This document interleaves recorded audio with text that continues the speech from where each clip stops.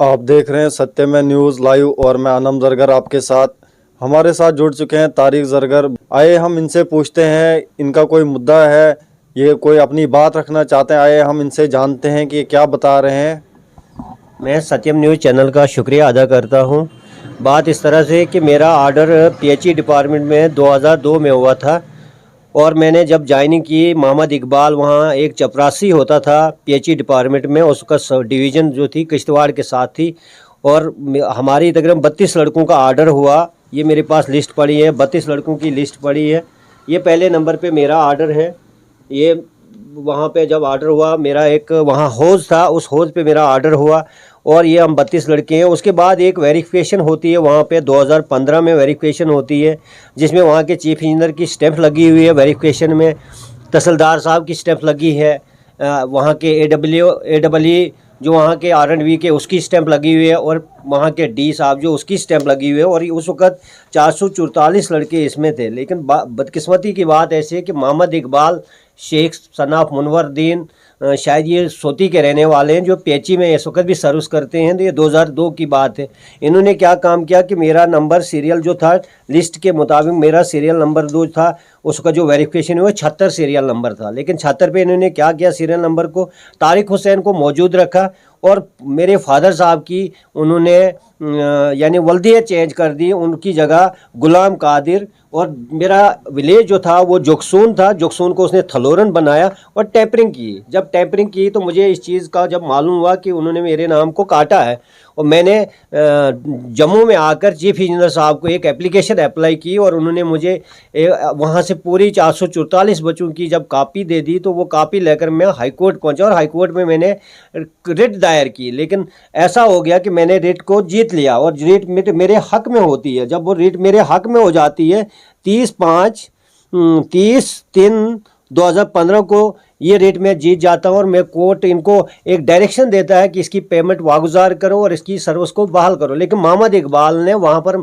इस चीज़ को बहाल होने नहीं दिया, क्योंकि मुझे दुख नहीं है कि वो तारिक हुसैन सनाब गुलाम कादिर को क्यों लगाया। वो तो उसने 50,000 रुपये इकबाल ने खाया, लेकिन इकबाल ने ऐसी धांधली वहाँ मचा के रखी है कि वहाँ वो हर बच्चे से तनख्वाह पैसा खा रहा है और उसने ये अपने सोर्स को बनाने के लिए अपने घर के पूरी फैमिली को इस डिपार्टमेंट में पीएचई में लगाया। और जितने भी वहाँ पीएचई से रिटायर हुए मुलाजम या अभी सर्विस करें, उनके सबके बच्चे वहाँ लगे हुए हैं। एक ही घर के 10-10 12-12 लगे। लेकिन हमें समझ नहीं आती, एडवर्टाइज निकलती है, रिकमेंड होती है उसकी और फिर उसमें सिलेक्शन होती है। और ये किसने लगाया? इस वक्त 720 से ऊपर वहाँ तादाद है बच्चों की जिनका कुछ मर चुके हैं। 51 आदमी पता नहीं कितने, 51 तो कम हुए हैं, लेकिन कुछ चंद के नाम मैं बता दूंगा जो कम हो चुके हैं। अब्दुल रशीद हमारे किलोत्रान से ताल्लुक़ रखते हैं, उसकी डेथ हो चुकी है। हमारे बदरदीन जी किलोत्रान से ताल्लुक़ रखते हैं, उसकी डेथ हो चुकी है। निसार अहमद भट्ट, उसकी डेथ हो चुकी है। हमारे लालचंद जोकसून से, उसको रिटायर किया है। हमारे टेंटली से प्रकाश जी हैं, उसको रिटायर किया। एक मोहम्मद इकबाल साहब चिल्ली के रहने वाले हैं, उनकी डेथ हो चुकी है। लेकिन वो तादाद काम नहीं होती, वो पैसा काम नहीं हो रहा है। उनकी जगह किसने अपॉइंटमेंट किया उनको और किसने लगाया, उनकी जगह किसको लगाया गया, इसकी तहकीकात होनी चाहिए। हम गुंदो डी से और हम डीसी डोडा से अपील करते हैं कि फौरी उसके खिलाफ कानूनी कार्रवाई की जाए, उस पर तहकीकात बिठाई जाए।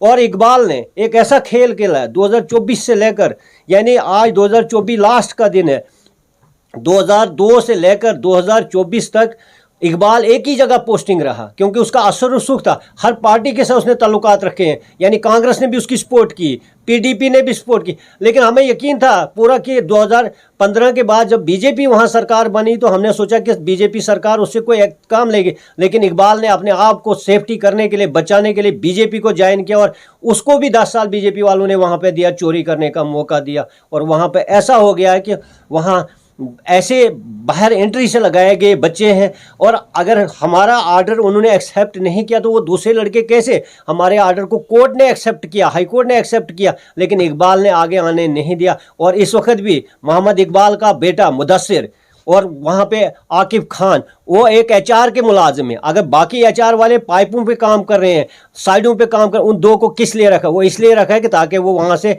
बाहर जाकर पैसा लाएं और इकबाल को दें और वो सबको बांटे। मैं अपील करता हूं अपनी तरफ से खुसूसी डी गुंदो को कि फ़ौरन उन दोनों को एचआर वालों को से हटाया जाए। अगर 720 बच्चे हैं, अगर डी को वहाँ ज़रूरत है, क्या 720 बच्चों में दूसरे कोई बच्चे नहीं जानते हैं वहाँ पे काम करना? ले वो क्यों? क्योंकि वो इकबाल ने इसलिए रखे ताकि मैं रिटायर हो जाऊँ, मेरा बेटा जो मुझसे बच गए हैं, जिनको मैं चोरी कर नहीं सका, उनसे चोरी करा दूँ। इसलिए उनको तहकीकात होनी चाहिए। और जो वहाँ इस वक्त भी ख़जाना समझो गवर्नमेंट का लूटता जा रहा है, उनकी जगह किसको लगाया जा रहा है, कौन लगा रहा है, कौन निकाल रहा है, और उसको क्यों नहीं वहाँ से हटाया जा रहा है, और उसके खिलाफ तहकीकात क्यों नहीं हुई, इंक्वायरी क्यों नहीं हो रही? इसका मतलब क्या पूरा डिपार्टमेंट फंसा हुआ है उसमें? क्या पूरे डिपार्टमेंट को उसने पैसा बांटा है? हम चीफ इंजीनियर साहब से भी, गवर्नर साहब से भी पुरजोर अपील करते हैं, और वहाँ के हमारे चीफ मिनिस्टर जो उमर अब्दुल्ला साहब बने हैं, हम उससे भी एक अपील करते हैं कि वो इस बात की तहकीकात करें और उसके खिलाफ पूरी एक कमेटी, और 2015 में कमेटी बनती है, ये वहाँ पे ये कमेटी ने वेरीफाई लिस्ट की है, हमने नहीं की। वहाँ की एक कमेटी तश्कील दी गई 2015 में, जिसको उन्होंने वेरीफाई किया, और इस कमेटी में उन्होंने सबके साइन लगाकर फाइनल लिस्ट को किया, और फाइनल लिस्ट करने के बाद ये उनकी स्टेपें हैं। देखिए ये इनके एसएचओ की है, तहसीलदार साहब की स्टेप है, इनके डी साहब की स्टेप है, इन सब स्टेपों में वेरीफाई करते हैं। टोटल 444 बच्चे लगाए गए। अभी अगर 700 तादाद हो तो वो बच्चे किसने लगाए, कौन सी एडवर्टाइज निकली, कौन सा वहाँ पे? अगर एक तरफ से 2010 में ऑर्डर हुआ कि कोई भी एचआर में नहीं लगाया जाएगा, तो ये कहाँ से लगे हैं, ये कहाँ से आए हैं वहाँ पे? लेकिन इसका हमें बहुत अफसोस है कि वहाँ इकबाल को किस बिना पर उन्होंने रखा, और अब उसके बेटे को रखा है पैसा जमा करने के चक्कर में। इसलिए अगर वो एक एचआर का आदमी है, उसको भी वहाँ से हटाना जाए, और इसके जितने भी बच्चे लगे हैं, घर के जितने बच्चे लगे उनके, और कुछ बच्चे वहाँ पर एक नई लिस्ट उन्होंने बनाई है। ये एक नई लिस्ट 2013 में उन्होंने निकाली, इस पे भी इनके कुछ के सिर्फ स्टैंपें लगी, और फिर इनका साइन भी यहाँ डी का साइन है। और इन्होंने इसमें इस लिस्ट में कुछ बच्चे ऐसे हैं जो बिल्कुल 13 और 14 साल की उम्र में हैं, 13 और 14 साल की उम्र में हैं, और वो उनके पीएचई वालों के बच्चे हैं। और इनका समझ नहीं आता है कि इनको कैसे इन्होंने, वो तब पढ़ते थे। अगर आपको यकीन नहीं आएगा, एक लड़का इस लिस्ट में आज अगर 27 साल की है, तो उसको इन्होंने 2003 में दिखाया कि वो लगा है। तो आप खुद समझिए कि वो 2003 में अगर उसको या 4 में दिखाया लगे हुए को, तो वो उस वक्त किस उम्र का था, उसकी भी तहकीकात की जाए। वो जो वहाँ पे बच्चे जो लगाए गए, हमारे पास सारी पूरी लिस्ट पड़ी हुई है, लेकिन हम अफसोस है इस चीज़ का कि उनके खिलाफ कार्रवाई नहीं हो रही है। और ये भी वहाँ वेरीफाई हुई है लिस्ट, उस वक्त ये लिस्ट भी वेरीफाई हुई, इनने जोड़ के इस लिस्ट को और इस लिस्ट में डाला हुआ था। और आज हमें पूरी तवक्का है कि वहाँ हमारे डी साहब जो अता मोहम्मद साहब आए हैं, वो एक बहुत अच्छे इंसान हैं। और वहाँ किल्होत्रान में हमारे निसार अहमद भट्ट इस पीएचई एचआर की खातिर मारे गए।